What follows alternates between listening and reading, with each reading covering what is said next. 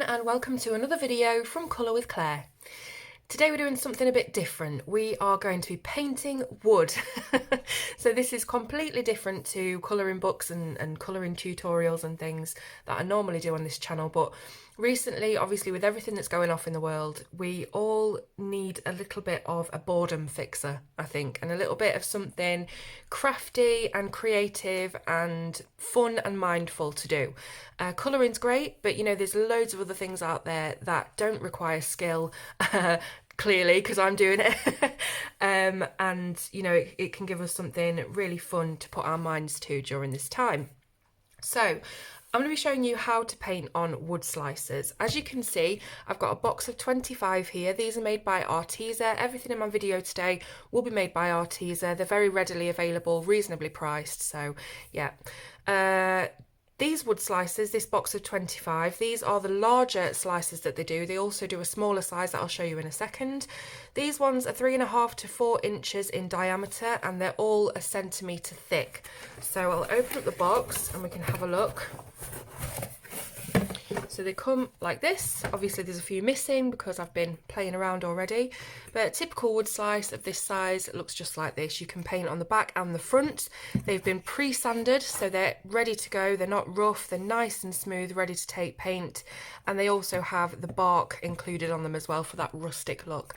So they're great for any kind of crafts you want to do. They could make coasters, you could make excuse me, you could make things like wooden ornaments that are tied by string, you know, anything you can think of you can do. You can paint any design on them, and yeah, so that is the larger box of wood slicers. If I just show you the smaller ones, which are better for doing that kind of strung up garland thing that I just tried to mention. These are the 45 wood slicers, so the smaller ones. They're 2.4 to 2.8 inches in diameter, and again a centimetre thick. So we open it up, you can just tell that these are smaller straight away, and each one of these small ones has a pre-drilled hole for you, and also a really generous length of jute string for you to do that kind of craft where you're hanging things up. So yeah, as you can see, they're a lot smaller, they're the same thickness, but really it's up to you which size is going to suit your needs better. So those are the wood slicers. As I said, they are natural pine wood with the bark attached. They're pre-sanded, polished with a smooth surface, and that's all the info you need to know about them. So let's have a look at what we're actually going to be painting them with. Now, there are 3 different versions of acrylic paints that Arteza make that I think are really, really good for painting on the wood slicers. We'll start off with the craft acrylics. So that's this box here. They come in 20 colours, craft acrylics. There's all the colours you can see. Just ignore the big paint splodge that I've literally just done about 5 minutes ago. We have 20 vivid colours. They're multi-purpose, they're matte finish, water-based, quick-drying, blendable, non-toxic. Now, if you do use these, you will need to spray them or cover them with some kind of sealant to make sure that they are sealed if you're going to be using them outside, for example. So we've got all the colours. These are the ones that are the most opaque out of the 3 different paints I'm going to show you, by the way. So they are the most, the least transparent, the most opaque, and yeah, so they come in little bottles like this. As you can see, we've got all the different colours here. We've got different things like fluorescent orange, sky blue. There's a really nice, very, very pale blue called Arctic blue that's actually my favourite out of them all. We also have metallic silver. And as I said, there's some neon colours in there as well, and some really nice delicate colours like the lilac. We also have a white, obviously, and there is a black in there as well. So that is the craft acrylics. They are the most opaque, and they have loads of different colours. Yeah. The next one is the outdoor acrylics. So these are the ones that you don't need to varnish or seal if you want to use the wood slicers outdoors. They already have some kind of sealant embedded within the formula of this paint. Now that means they're not quite as opaque as the craft acrylics that we just saw. They are still quite opaque. I'm going to show you a comparison in a minute, but they're not as opaque, so you'll need to layer them a little bit.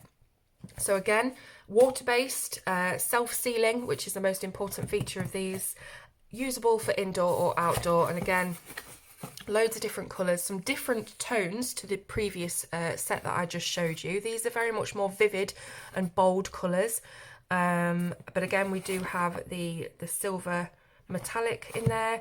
There is a white and a black, and a couple of greys as well, but again, vivid, bold colours included in this one, you know, your typical bold red, typical bold green, etc. Now the third one I want to show you is these iridescent acrylics. So these are very translucent, transparent, and they have a shimmer finish to them. So the iridescence means they have a base colour and a shimmer colour. So I'll show you what I mean. There are 10 colours. They are water-based again, matte finish and non-toxic. So as they all are, they're all non-toxic. So these are the colours that we're getting. Now I'll show you what I mean by the shimmer. So as you can see, this one is white, that's its base colour, but I don't know whether the camera is going to pick this up under the light, but the shimmer colour, the secondary colour, is pink. Now I'm going to try my best, let me stand up, try my best to get this to focus and get you to be able to see the pink in the paint. I don't know whether the camera is going to pick that up. It might work better with another colour. Let's try. I don't know if you can see that in there, but that's some of the pink shimmer. Let's try a different colour. What do we have? We've got this one here. So base colour is clearly purple, but there is some silver within that. Very difficult to show on camera, but it might be better when I show you the comparison of the three that I've done on a wood slice, because you can see the colours much better then. Anyway, so the colours included in this are electric plum purple, fiery red, we've got shady orange, there's a glowing peach, which has a base colour of pink but then a shimmer of peach. There's the white one I showed you, and this one is gorgeous. This has a base colour of black, but the shimmer colour is a beautiful gold. I'm going to see if that one shows up actually, with it being quite dark. It might do. So hopefully you can see the gold shimmer within that black. So there you go. So as I say, these are quite translucent, so they don't cover particularly well. You need to layer and layer and layer and layer to cover, but they do work therefore better as a top coat, particularly this one here. It'll just come up with a shimmery pink top coat. So those are the three types of paints that I would recommend for you to use on your wood slices, depending of course on what it is you're wanting to do.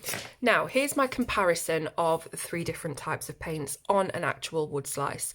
So as you can see on this edge here, this third of the swatch is one of the iridescent colours. Now hopefully the camera's going to pick up on that, but the base colour is purple and the shimmer colour is like a beautiful champagne gold. Now you can still see, hopefully, a lot of the features of the wood underneath this, because as I say, it is quite transparent. The next one in the middle, this green stripe, is the most opaque. It's the craft acrylic. So hopefully you can see how thick that has gone down. These are all just one layer, by the way. It's matte, so there's no shiny finish on it at all. And as I say, it covers really well. Then this third, the yellow piece, is those outdoor acrylics that have the inbuilt sealant.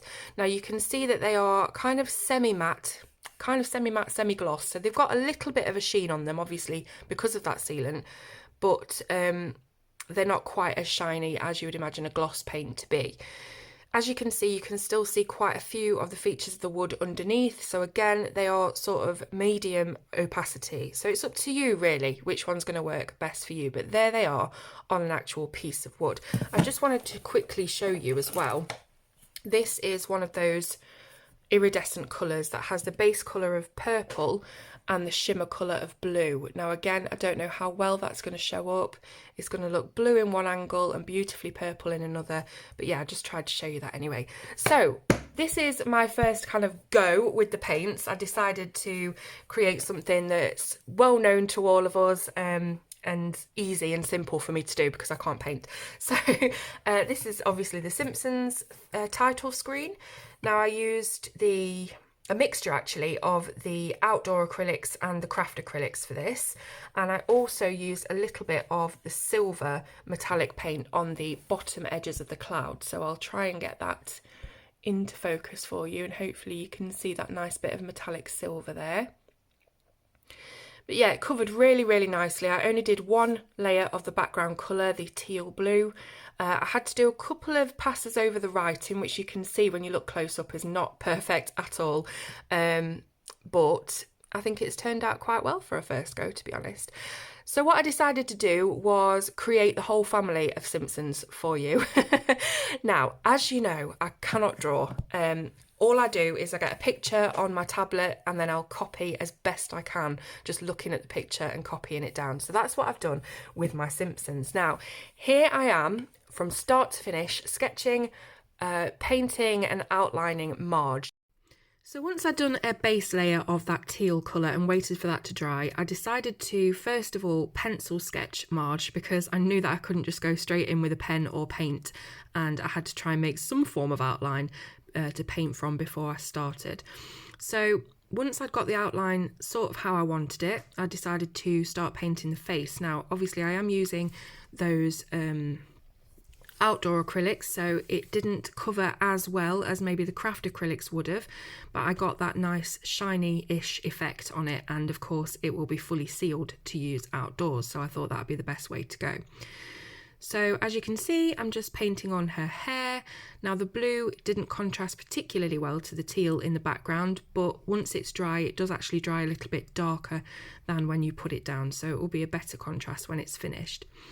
So you can see the white has gone really, really well over the teal. So you know, it's not that transparent, but obviously it is more transparent than the craft acrylics.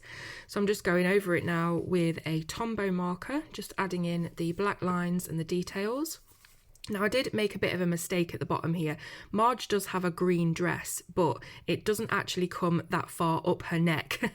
So I added in the green dress and then I realised it just didn't look right at all and decided to go over it with the yellow acrylics. So this actually gave me a really good idea of how opaque and how well covering these paints are. I did have to do a few layers on it, but eventually I got the whole thing to cover.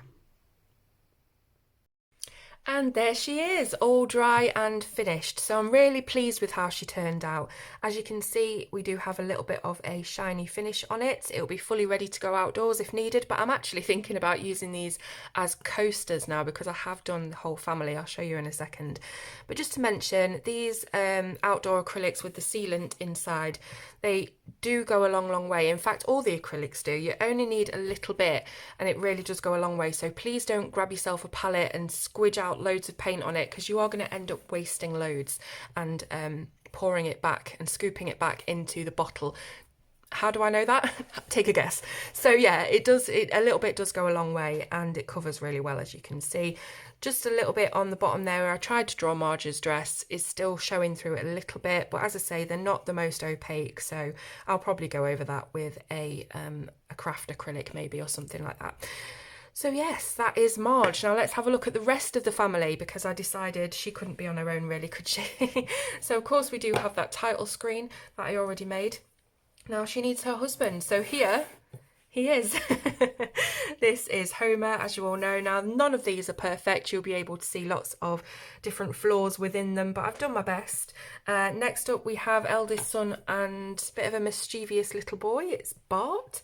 Then we have his saxophone playing sister Lisa, and of course cute little innocent baby Maggie. So I'm really, really pleased with how all of these have turned out. Like I say, I could probably use these three as coasters, and you know, maybe even Bart and Lisa as a coaster as well, but Maggie, I chose the tiniest little wood slice that I could find in that box. I also filled in the little drilled holes with paint because I'm not going to be stringing them up or attaching them to anything. So yeah, there you go, that's the whole family.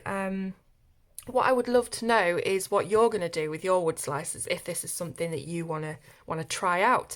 So if you do grab yourself some, please do put pictures on Instagram, Facebook and Twitter and tag me in them. I'd love to know what designs you want to do.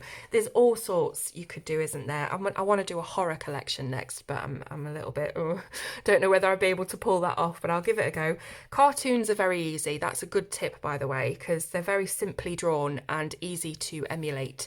So try on cartoons first if you're not too confident, just like me.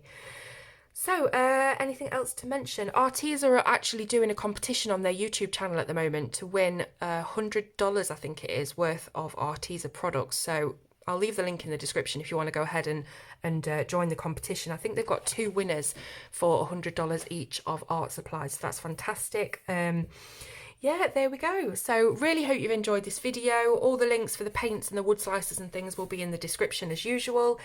Let me know if you've enjoyed it and if you're going to get some wood slicers and try your hand at it. Thank you so much for watching, and I'll see you soon on Colour with Claire.